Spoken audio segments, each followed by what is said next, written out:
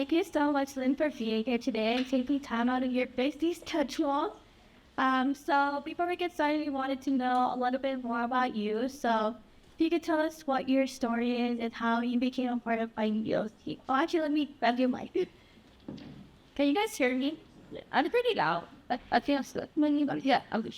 Unless you needed to record or anything. Is it, you good? Okay, because I'm pretty loud. So my history is, I went to UH for an international business degree, although I didn't plan to go into business. My whole family's got business background, but I even originally wanted to be a lawyer. And I love the entertainment industry, and I'm like, this is just stepping stone. I'm gonna be an entertainment lawyer. Then I discover, after taking the LSAT, doing well, that entertainment law is all contracts, and I don't really want to read contracts all day. I love the dealing part of it, but like reading contracts, that's not my thing. So I kind of like goofed off for a while, did a lot of retail, did like just random work, bartended, did everything a 20-year-old did without doing anything for my life. I was turning 29, and then I said, oh my God, I gotta use my degree. My mom is dying. So I moved to San Francisco, got a job at the Moscone Convention Center there, because my friend was the controller there. And I started like at the bottom. I was like doing just entering manual. He's like, do you know Excel? I go, I can learn it. So I bought the Excel for Dummy book, and I read it on the plane over there. Fortunately, I'm a quick like person. I can get information pretty fast in my brain. So I went there, started a job. It was very like low pay, and then after like a month, he's like, "Oh, we're gonna have to downsize. So do you want to be the receptionist?" So I got cut in pay after a couple of months.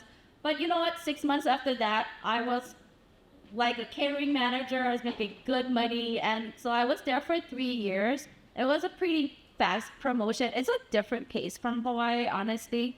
Being in a city in San Francisco, like you're just moving up really fast. I think I was there for 3 years, and my best friend, Blonde, and her roommate says, okay, our business is starting to take off. We need someone to help us with the business end of things. And while I was up there, they were like just making small stuff, and I was just buying it from them. They're selling it to their friends. They're cutting things in their living room. They were roommates. And so they were like just making things, they're cutting hair clips, just doing things in their living room. One is sewing, and it was picking up. So they're like, my brother, Juan's brother, who's in manufacturing in California and LA, he's like, we can help you make a little more. And it's fortunate because, you know, success is like goal getting 50%, but 50% is luck. And like she was fortunate that her family was in manufacturing in California. So she didn't have to do the large minimums, you know, like they were cutting 10, 20 pieces. And that was helping that. I think they were selling to like a small boutique here in Hawaii, but they were trying to get their stuff out there. And so they were doing all these little trade shows where you show up with all these boxes and you just, you know, put it all on the table, hang it up, and hope people come by and buy it. Didn't have any wholesale accounts or anything. And then one day, they luckily met like a person who's like kind of read their stuff. So they were flagged down, and she's like, "Give me your sample. I'm gonna sell it." And like didn't know this girl. Met her in the street corner, gave her all this clothes, and like, wow, I hope she is an actual rep. But it turns out she was a real rep in New York.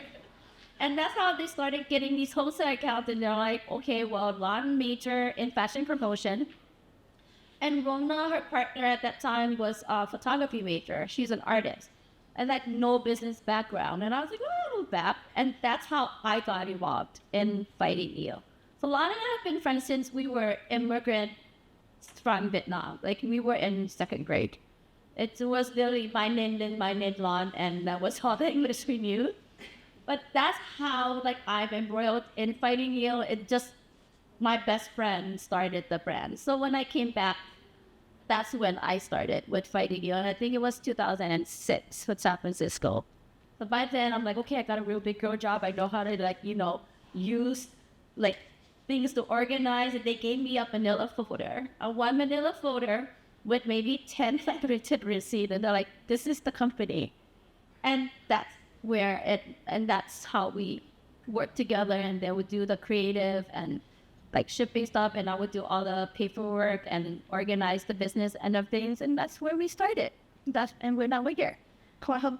How is such a story? I can't believe you wanted to do law. Yeah. And I was like, did I really want it? Yeah. And then you moved to San Francisco. Yeah. I was in catering, and it wasn't like small catering. It's not like the weddings you do for 200. I did like massive catering for like I did map afterward, like all of it, Oracle, PeopleSoft, everything, like 10,000 people conventions. So like the catering bill alone, it's like maybe $1 million, $2 million. So that's like a lot, like high, big, and so we just moved through. It's a huge learning curve, but man, it was enjoyable because I learned so much. I learned how to work with, like 10,000 employees, like unions, everything is unionized in San Francisco. So it's 3 years of just tons of learning. And I really appreciated that. But then I decided to look back because I'm going to have children and I did not want them to foster. So that was just a perfect, everything lined up. And my Rona needed help. And I was like, I'm going to come home and start my family. So it was a fun time, but it was good that while it lasted, and it was good that it ended. So you mentioned how the origin story of Fighting Eel. Could you go more into what Fighting Eel is, what your mission is, and what your role is at the company?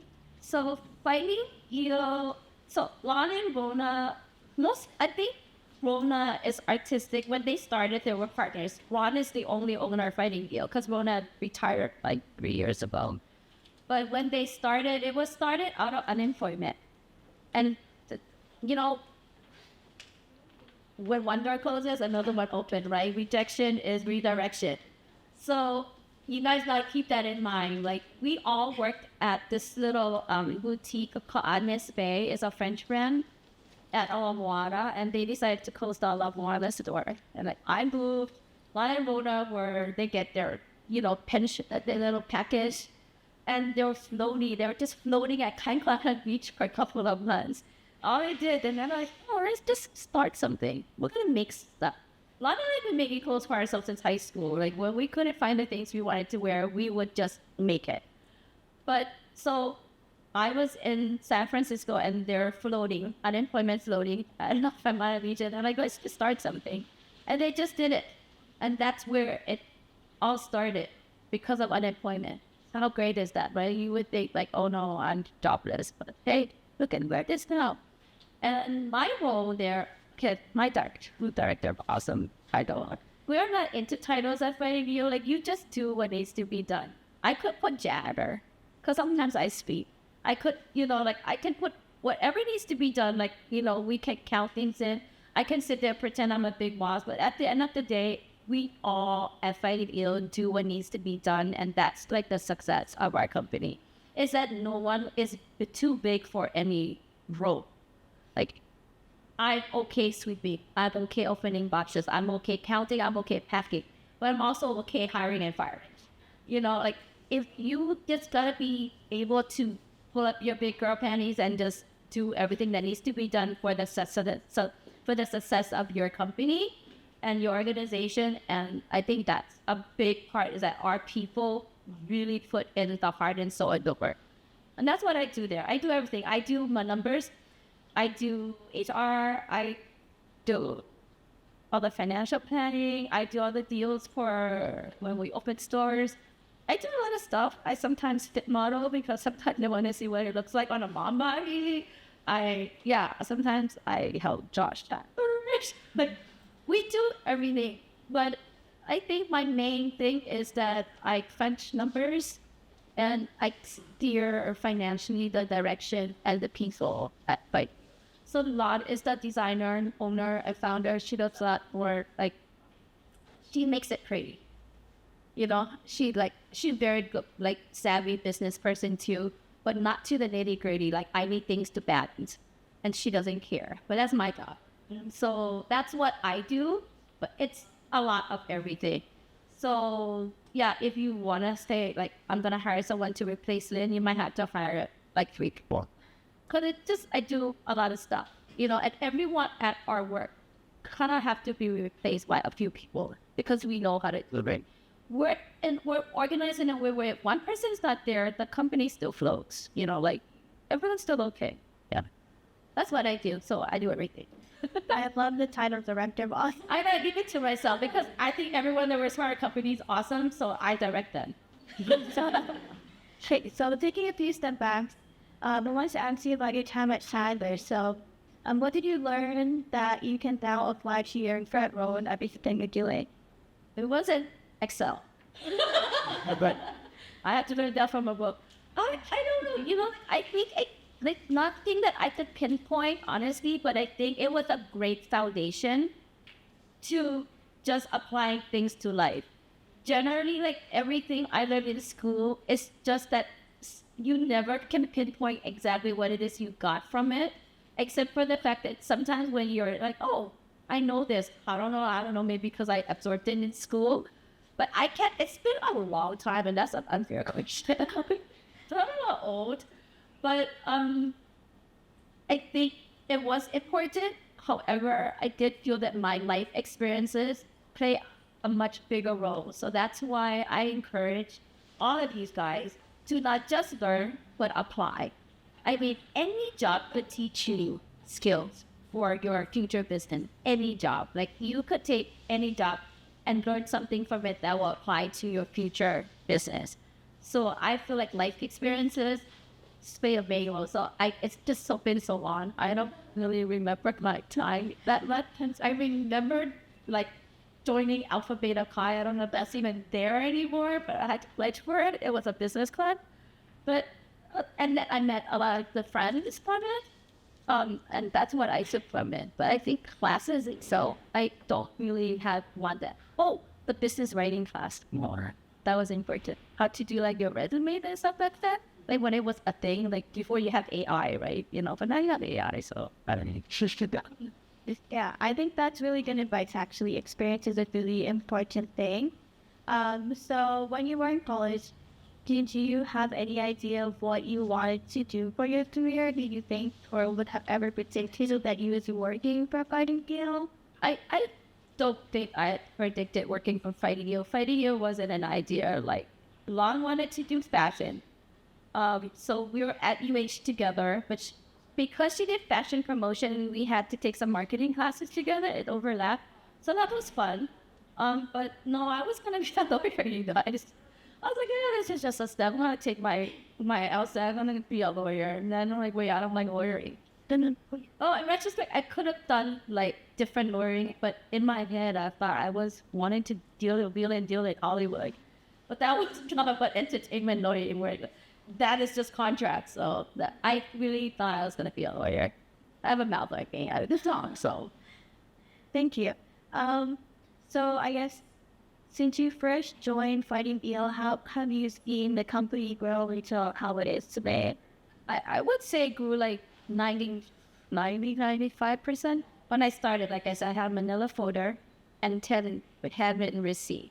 So we had to like research software for manufacturing. Like back then, like Lon just went up to her brother and said, I need this skirt made, and he had like that. But as we grew, like we had to deal, I think just from the beginning, every day was a learning curve for all of us, Lon, Rona, and I. And it was just the three of us for a long time, like a few years.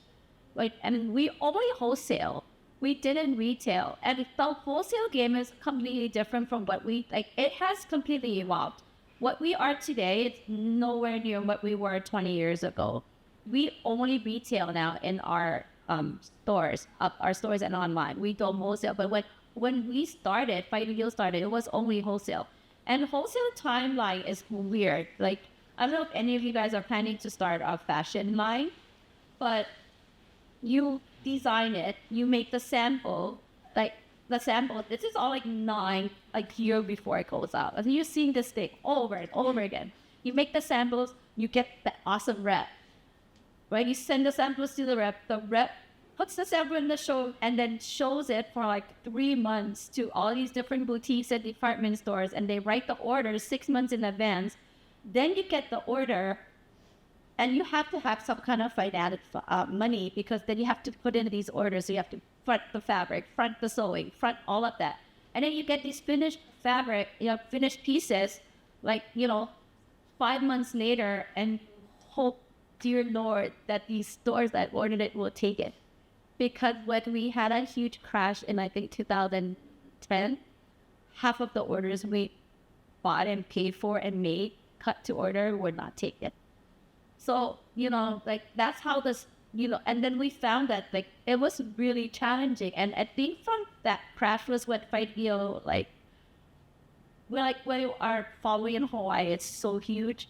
And we only had like a little loft that was open like Fridays for them to buy all the stuff that we couldn't move. But we opened a store in downtown, and that's still there, our first store that we opened. And just being with the customer just taught us that this is what we need to do. That time is much faster. We don't have to make the samples.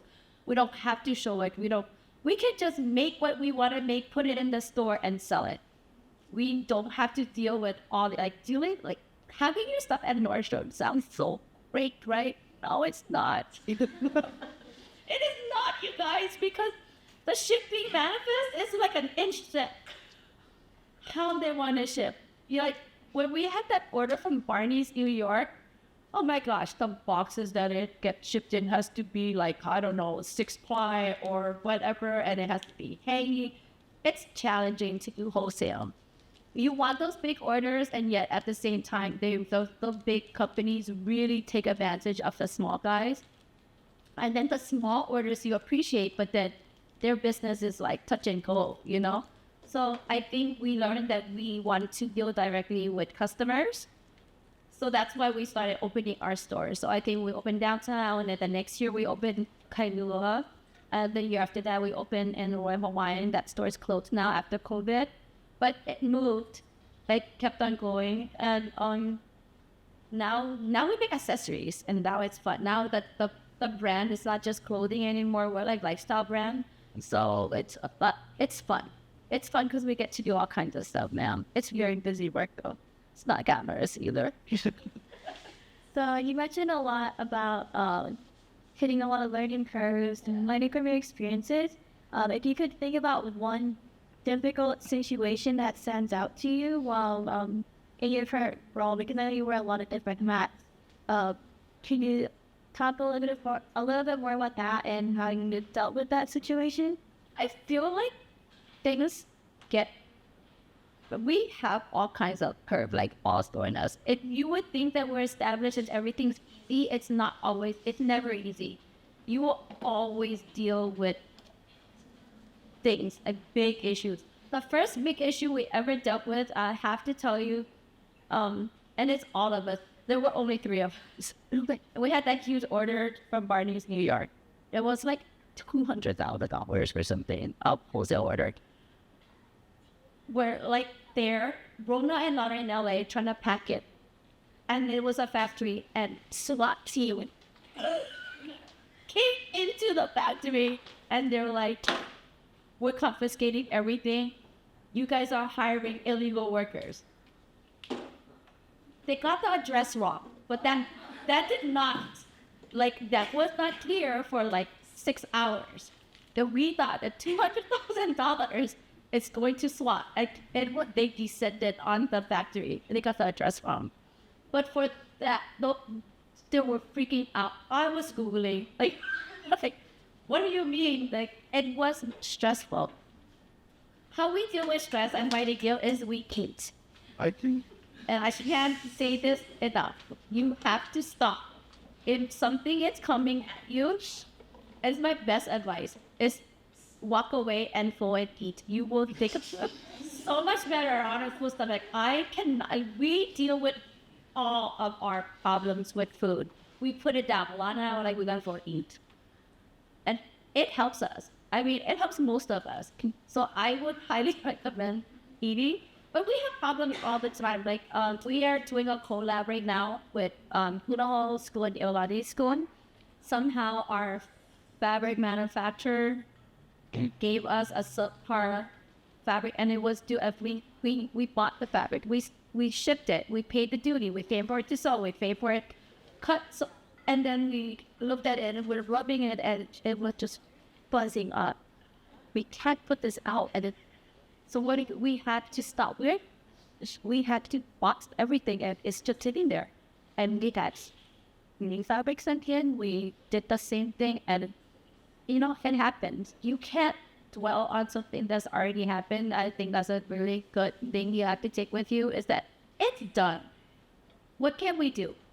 Like, don't sit there and just be like, oh my God, if only I did this, or if only we check. Like, if only it's done.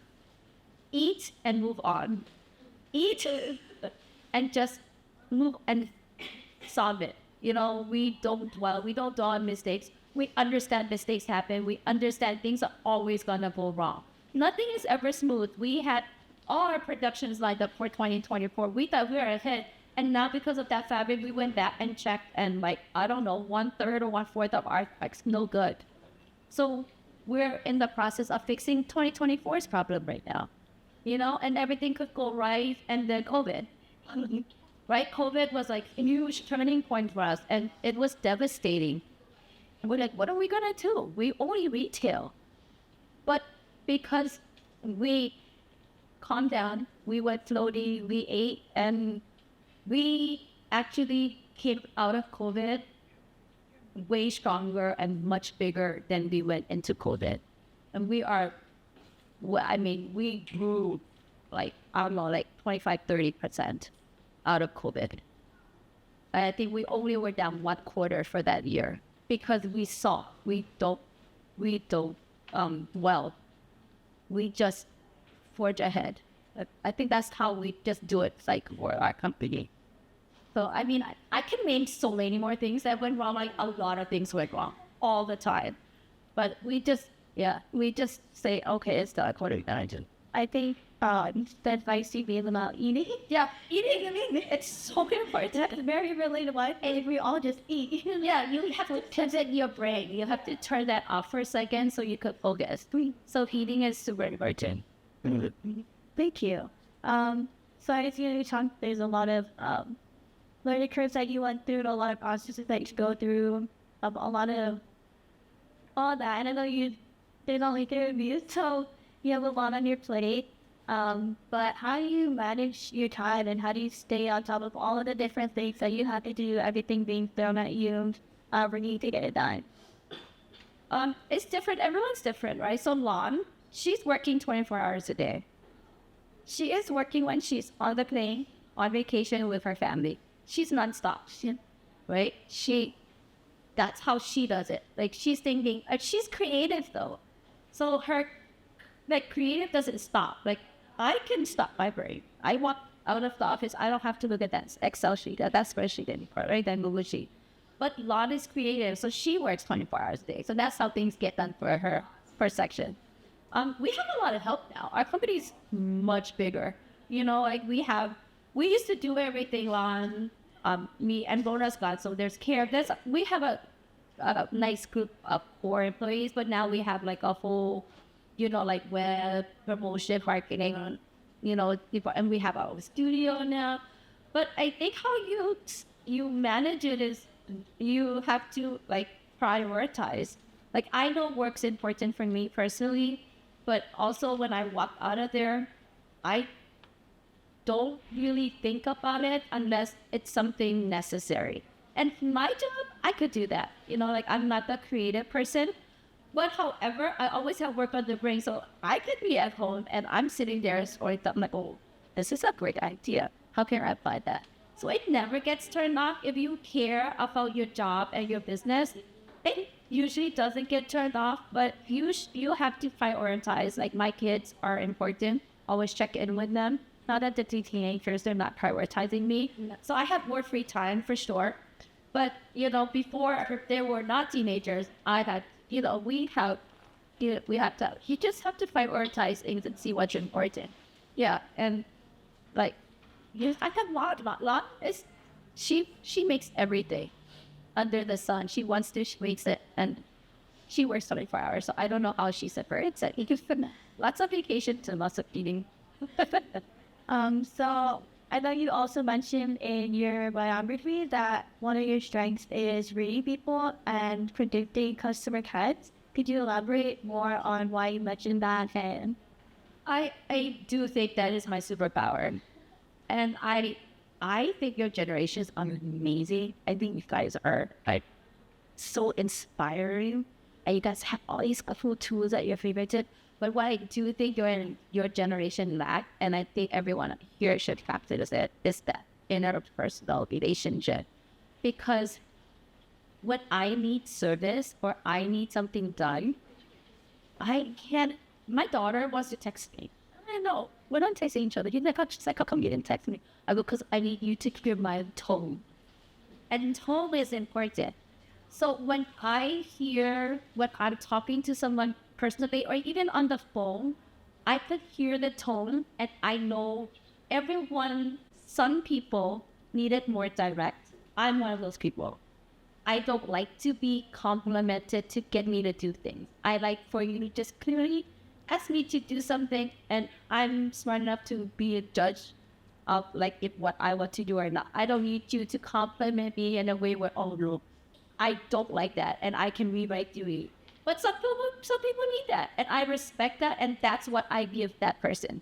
But I think the face to face for me is important, and I think that's how I get contracts done. I get everything we ever ask for. It's because I could sense the person, and I know how much more I could get and when to stop. So I think that's my superpower, is that I could feel it, and I think it's because I'm very good dealing with people one-on-one, face-to-face. I encourage you to do that, because yes, you can write that email, but you can't feel the tone. You can text, but you can't hear the voice. And in the voice, even with the customer's representative, anybody, right? You could hear if you need to speak to someone that's more capable from the voice. So I will always silence it. I so much appreciate everything you're trying to do for me, but I'm afraid what I need is not something that you can provide. So may I speak to someone else? You can't do that with this. You don't know what the person knows. So I feel like that's so important, and your generation need to embrace it a little more, because like reading people is a big skill, and it will get you way further than texting and emailing. It's very important to meet people face to face and present yourself in a way where they're gonna have a memory of you, like, that girl is so capable. I can hear it with her voice. She's so warm, she's so approachable, she's friendly. So when I meet people and I meet the person, I can provide them what they're looking for in an opponent, in a partner, in any scenario. Like I am the person, I would become that person that they need to hear, to see, for me to get the most out of this situation, of this partnership. And so that's why I think that I'm very strong in that. And I encourage you guys to practice it, because it's a skill that you do need to develop to be extremely successful. You need that skill. yeah, I think that's really great advice for everybody here, especially after COVID too. Everything went online, and it's a lot harder now. But can you talk a little about Fighting Eel? It's a local business. How do you think you differentiate yourself from other local brands on the island?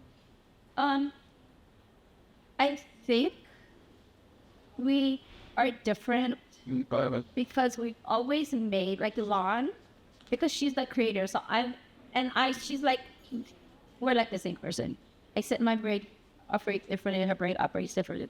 But it's different because Lauren makes what makes her feel good, what she likes. And you have to be authentic. If you start making things that you think people want, you can find that everywhere. So your brand, your identity is an extension of who you are. So we were making jersey fabric, right? And Lon's like, I do not learn where it's anymore. I'm going to be slowly enough. and it cut off. Because you have to be authentic. You gotta put yourself in your business. Like, that's what sets you apart from everyone else. You see our prints, you can't see on any. We make every single print in-house. Lon sits down with the print designer and personally design every single print in-house. You can't get it. You can get copies of it. You could see people with variations of it, but everything is at original. Like, if you see a flower, like, that flower is pulled up and like arranged. It's all in-house. The styles are good for like, Lon wants to wear this, or I would come and be like, I want that dress. I saw something like it, and I think that's really cute. And this, like, she takes input and she figures it out. We're different because of our originality, I think, and we make women feel good because we fit the clothes, never on a model, you guys. Yeah, you always see Project Runway and Fashion Line, and they always bring in this 5'10", size 4 model. That's not real women. Come on, I go to Zara and nothing fits me. But I go to Fighting Eel and like 70% of the things fit me. Because why? Because I'm a fit model. Everyone in our place is a fit model. We try it on tall people, short people, wide people, skinny people. We try it on people with wide hips, and that's why it looks good on most people, is because we try it on real people. Everything is, we use real people to, fit the style that we have to make sure that this hide the tummy, that this hide the arm. Some people complain about it, and our turnaround is fast. Like, it doesn't take us forever to change things. Like, it's a phone call. The manager from Kahala store comes in. She's like, oh yeah, this collection had this one style. She said that she needed more coverage here. You know what? If it's a valid point, the next collection is changed. It's that fast. So I think we're different because we make things that make people feel good, and we're authentic to the brand. Like, there's, we never look at anybody else's website for inspiration. The inspiration, I have to say, like, on my honor, that it doesn't come from other people. It comes from within. And I think that's where the success of Fighting Eel lies. You have to be authentic. When you start making things that you think people want, or you see other people make, you just you're just like everybody else. You got to do things with your authenticity. And I think that's how it works. Yeah, I think that's beautiful. Being authentic is definitely something that sets a brand apart from a lot of others, especially because you see a lot of copies being spread today. So many. Anyone can make stuff, right? It's very easy to make. China's right there. So going into that, what do you think the future of Fighting Eel looks like now? I mean, we have now only recently became a lifestyle brand. It's only been since like past COVID, like 2021. So it's only been 3 years since we started making everything else. It was prior to that. So now the walls are ours. If you go to the ballpark, you see all our chairs. Like, you go to the beach, you see our towels, and we really love that. So I think that's what Lon wants, is just to put the island in our crates. I don't see us like opening store locations in like continental US, but we are looking at locations. We're deciding, I think, maybe for this year, next year, like either Kauai or Maui or the Poseidon. We've been just flying and then looking at places. But I think more lifestyle brands, we're gonna expand like the men's wear, because apparently the men are like DMing us now. They're like, we want our stuff. So we were just making it for the wives to buy the husband because to match their photos. But now the men are like, hey, we want some stuff too. So we're making everything. We have baby stuff, like we have kids stuff, and way more lifestyle things. But I think potentially we want to open a couple of other boutiques with just very hands-on managers. The pivot, like how we change things so fast that it's difficult for us to imagine managing a store on another island, like, it's so far out, the 30-minute flight. we like to drive there. Be like, let's fix it. So this will be like a little bit of a change for us, but that's what we're looking. But I feel like the brand still has a lot of growing to do. I don't know. Yeah. That sounds great. I'm glad you guys are thinking about expanding to other islands, especially I know a lot of the men here like the Bohisters on the show. So, but final question before we go into Q&A from the audience. What's one piece of advice that you would give to the students in the audience? Guys gotta hustle. You have to hustle. The hustle is real. Like, I get it. I come from a generation that, like, they want you to work 60 hours a week. Like, I don't want you guys to work 60 hours a week. I want you guys to work your 25 hours a week. I encourage you to be in a place where you can. However, those 25 hours better be hustle hours. Like, you can't wait for people to do things for you. You have to actually go and get it. While you're doing those 25 hours, you have to make sure those 25 hours are spent doing the best things you can. You have AI, use it, but learn how to use it well, not just, like, oh, I dabble. Everything that you are inspired by or what you want to do, you have to really, really invest yourself in it, even if it's for those 24 hours. Because I get it. I don't want to work 60 hours or even 40 hours, right? But I don't want my daughters to do that either. But those hours that you do invest in your business or your job, you have to do it with gusto. Any work environment you come in, never do the minimum. You have to say, hey, what else can I do? Like, those are magical words. Like, what else can I learn? Like, you will get moved up so fast. Because it's rare. It's rare. Your generation is inspiring, though. I mean, you are saving the world. I think your generation better than my generation. Honestly, I have a lot of hope for you guys. I feel that you guys will save the world, like 25 hours a week. But you will save the world. I think you guys are great. I think, though, sometimes because things are so easy, everything is at your fingertip, that you get a little complacent with just like things are done for you. And I think the hustle is real. You have to really go get it. If you want it, go get it. What's the worst they can say to you? They say no. You already heard though before you start. You started. I ask for everything. I'll tell you what I go into contract negotiations. I ask for the room. If they tell me, oh, I want $14 a square foot, I was like, I want to pay $4. Today, what does it hurt to ask for $4? Why do I feel bad about, well, maybe I can go 10? No, I'm going to ask for $4. That's what I want to pay. And if they, if they come back and they're like, oh, let's do 10, it's like, no, I just want to do 5. But I ask for everything in my cut. Because what? If I didn't ask, the answer was no. And if I asked, the answer might be yes. But you know what? You would be surprised at how many yeses you get if you just ask for things. If you ask for things and know that, like you could follow through on your end, yeah, ask. Why not? The answer was already no before you asked. So ask for things, hustle, go get it. Don't be afraid. All those job, requirements that they put out, and they should be, you're like, only after, like, what do you do? Ask for a meeting. Just say, hey, I know you want this, but I got this, but I have something that other candidates don't have. I can learn, I can hustle.